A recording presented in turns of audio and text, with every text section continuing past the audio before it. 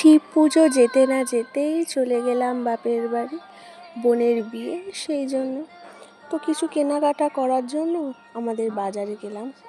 অনেক দিন পর বাজারে গেলাম, খুবই ভালো লাগছিল।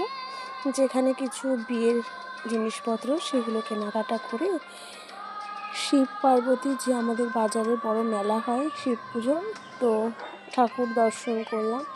তো খুব ভালো লাগলো ঠাকুর দর্শন করে।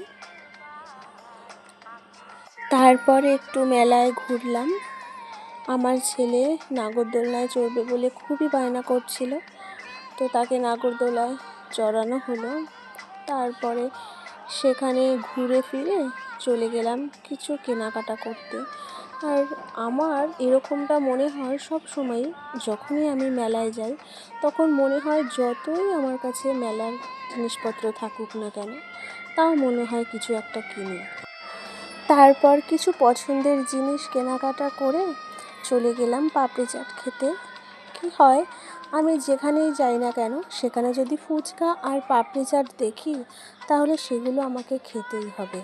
আর পাপড়ি চাটটা যেই আমি খেলাম, খুবই ভালো হয়েছিল, খুবই টেস্টি হয়েছিল পাপড়ি চাটটা, মানে বলার কিছু নেই, খুব ভালো হয়েছিল পাপড়ি চাট।